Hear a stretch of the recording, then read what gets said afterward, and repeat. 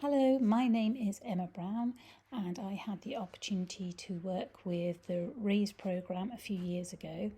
When I was working with the RAISE programme, I had the opportunity to create an early level outdoor science resource as part of the North Ayrshire Council STEM team. So today I would like to just talk to you a little bit about how the resource was created and how it can be used. So the early level outdoor science resource was created by early years and primary one practitioners across North Ayrshire and also STEM officers through the RAISE programme. It was really designed to build capacity of practitioners to provide opportunities for STEM learning. We found that many practitioners really wanted to develop their science knowledge and understanding of using science outdoors, to develop that sense of wonder of the world. So really we felt this would be a fantastic resource for them to be able to use to support them in that journey. We also wanted to provide a broad range of experiences across the early level that would develop the interests and natural curiosity of children outdoors using natural objects. And we also wanted to enable children to understand the connections between science and the world around them. So what we did was we took the North Ayrshire Council early years science bundles, how they had bundled their science using the experience and outcomes across the early level. So they have 8 science themes in this resource, although we only have 7, as you will see in a minute, because we left out electricity. So the 8 bundles are growing, forces of movement, water, planets, sound, senses and materials. And like I say, bundle 5 we did not put in just because we felt it was there were no genuine links that we could make. Unless somebody out there has some, I'd be really interested to find out any ideas that you have.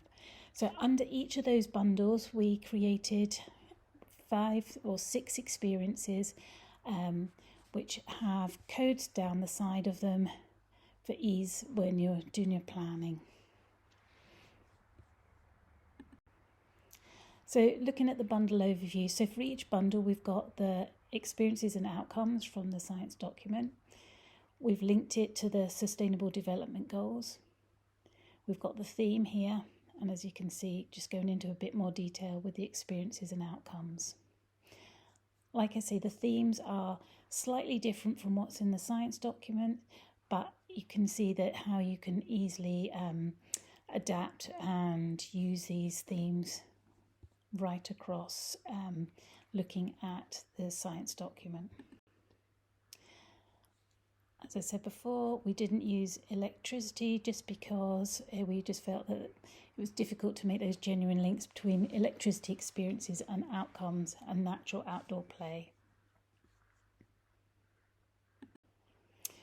The other thing we were really keen to do was to use natural objects to facilitate the outdoor resource.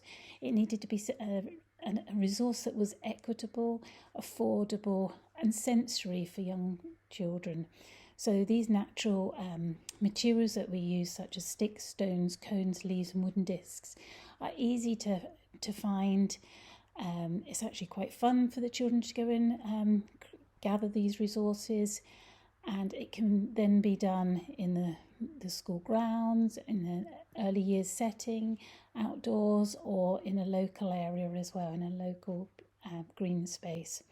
So these resources are really important because they allows the children to really explore the texture, shape, size and colour of these natural objects, very sensory orientated, and also supporting schemas where children demonstrate continued behaviours which are developmentally appropriate. So we often see the children transporting stones, filling emptying buckets of leaves. So as well as supporting the science outdoors, we're also supporting that schema development.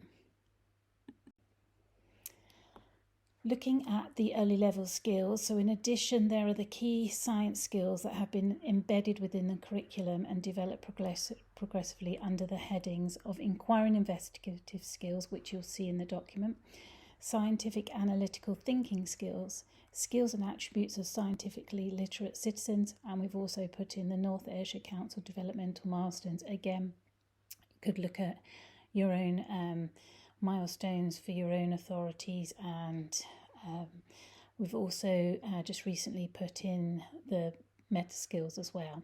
So this is all in reference in the planning and assessment document within science. So going into a little bit more depth, each of the bundles has the different experiences. They are all colour coded for each bundle, and they're easy to take in and take out of the folder. For you guys, if you want to print it off, then I will give you the link at the end, but there's a free link that you can access the document and print off, or print certain sections off, however you want to. We also wanted to include, make sure that we have the experience, the title for the experience. For this one, it's Super Stick Sounds. We've got the picture of the experience, and then a list of the provocation materials. So for this one, we have sticks, and then we have the experience outline. And what was really key, we felt, to this resource was creating these science vocabulary word clouds that really supported practitioners in their use of and development of science practice with an early level. So, and at the bottom of the page, we've got a bundle number and code, which really helps for planning and assessment. So on the second side of the practitioner's guide, we have the possible lines of development, so different experiences that they could encounter, questions and STEM links. So these were really important to, again, support practitioners, give them prompt questions, just ideas of things that they could ask the children about. And then we've got the development milestones, and this is where the science story comes in. So for example, for under the Super Stick Sounds, we've got what the ladybird heard as a science story link. On page 3 of the practitioner's guide, we have the experience and outcome, and we've got the benchmarks in there as well. And finally, on page 4 of the practitioner's guide, we've got, as I talked about before, the early level skills with a list of the skills there, the interdisciplinary learning as well, so different ideas from that. We have got the the global goals, and we've got my world of work as well, so linking it to work for future jobs. It's just to try and again encourage children to think about science in a skills and careers way.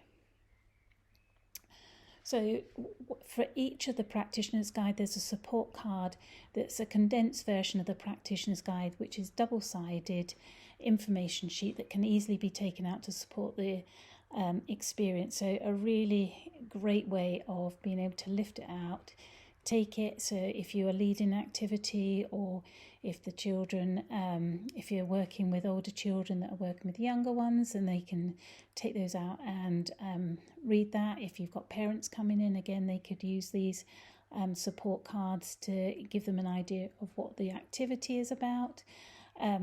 So we've got the bundle name and code, the picture of the experience, the what to do information, so the idea for the experience. Then we've got the progression, we've got the experience and outcome, and then we've got the progression of the activity. So we've got the I wonder, I see, I know, and we've got the safety aspects and a list of the equipment they would need. So for this one, it was using natural objects where possible. And on the flip side of the support card, we've got examples of variation of experiences, so different experiences they can have. They've got the picture, the UN Sustainable Goal icon. We've got a list of prompt questions, the skills, my world of work, science story ideas, and then those list of word clouds, the science word clouds. Like I said earlier on, we've now also matched the meta skills to the early level outdoor science resource, so that is also available for you if you use the meta skills. Once we had created the early level outdoor science resource, it was really popular and we found that many people used it. We also found that it wasn't just early years and primary one practitioners that were using it, they were using it as home link cards. We found that at break time sometimes the playground supervisors are using them. And they've been adapted, even though it says early level. As I say on many of my training sessions, it's easily adapted from early level right through. Again, it's just maybe the use of the science vocabulary that would change with that. So what we then did was really keen to think about using the idea of the resource as part of the transition programme. So children moving from the preschool to primary one. So really looking at how we can use nature and be outdoors and have those opportunities for that transition to happen in a larger space. So I'm just going to read from our rationale here. The transition approach is based on an active learning and play-based strategies in the outdoor environment to ensure that the transition process is a positive experience. Having done many transition myself from early years to primary one, I really wanted to explore how we could use the outdoor space with the children for these sessions. We've endeavoured to create an outdoor theme resource that looks carefully at how we manage children's transition into that larger group with fewer adults around them, with the kind of responsive interactions that we'll be accustomed to in their previous settings. So what we used was the Percy the Park Keeper theme, which I absolutely love. I love his stories, and what's great about it is not many of the young children know or have heard of him and his friends, so it provides a genuine context to engage with the opportunities the outdoor environment creates for primary one staff and the children in the transition process. The outdoor environment offers a greater space, the freedom to make mess and noise, and the freedom for the children to interact more willingly with each other. This removes some of the barriers that might have constrained the transition process inside. Really important, and especially with children moving from that early years setting where they are spending a lot of time outdoors into that primary one setting.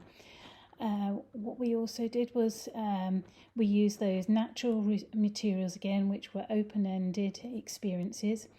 The outdoor natural materials were, non-gender specific, offering equity and extending the possibilities and challenges for children to explore their own abilities, which are particularly relevant to transition for skills development and progression to primary one.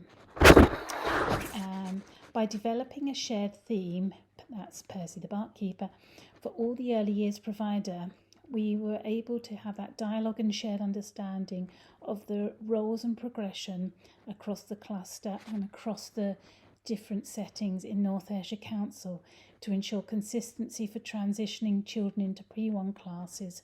So it just meant that for us as a pilot scheme, that all the settings that were using it, when they went into the primary one teachers knew that they had all had some kind of Percy the Park Keeper transition, and they could build on that understanding of the books and the stories. So also engaging the parents in the transition process was vital in ensuring progression across the early level. So it's really important to support parents in developing realistic and positive expectation of what happens in primary, including supporting and understanding, how we develop active play pedagogy in primary one. This will in turn hopefully impact positively on children's expectations of transition, with the parents understanding a bit more about what was happening and where it was going to take place. So as part of the transition document, we also provided a natural leaf palette challenge sheet that parents and carers would take home in the summer and complete by sticking on things that they had, natural objects they had found on walks or and then encouraged to bring back when they started in primary one. And in most cases, most of the children and parents had completed that, and it was just such a wonderful experience and opportunity for the children to really share where they had found these objects, what they had been doing. A really nice way to interact and to develop that, parental participation from day one. So by tapping into the potential of the outdoors and the benefits it brings, along with science-inspired activities, this pilot really helped clarify the process of transition for all stakeholders and ensured that they were all clear of the principles and practice of this transition. So the format of this resource was using the 5 Percy the Park Keeper books that were purchased for each of the schools involved in the pilot. But they didn't need to be done in any order. What we tried to do was to pick stories with different seasons. So we've got the snowy night, more winter. So again, you could use them over the course of the year rather than in one go. So as we know, transition should really be done longer term rather than in a short period of time. We had bags of natural outdoor resources. So again, some of that was the children and the staff going to collect sticks and cones and creating those natural outdoor resource bags, just because when you go into an outdoor space, it's very rare that you're going to find 100 sticks or 50 stones or 20 cones laying around. So having those bags just means that you've got those objects, and it's quite fun to go and collect and ask parents to bring in, and carers with their children, a couple of sticks they found on their walks and different things like that. We've got activity cards that were adapted from the early level outdoor science resource, and each card is based on a milestone to support the primary one teachers with observations of the children to help with planning for the learners in Pre-1. And each card will have a directed activity and 2 suggested free play activities with the equipment needed, just like the early level science resource support cards. So to finish with, I would, like I said, I will post the link for this resource, and please, if you have any questions, please contact me, Emma Brown. I'm now a Training and Development Officer with Learning Through Landscapes, and my email is ebrown@ltl.org.uk. And like I say, this resource is free for you to download and to share within your setting or your authority. But thank you very much for giving up your time to watch this, and it was great to have the opportunity to share this resource with you.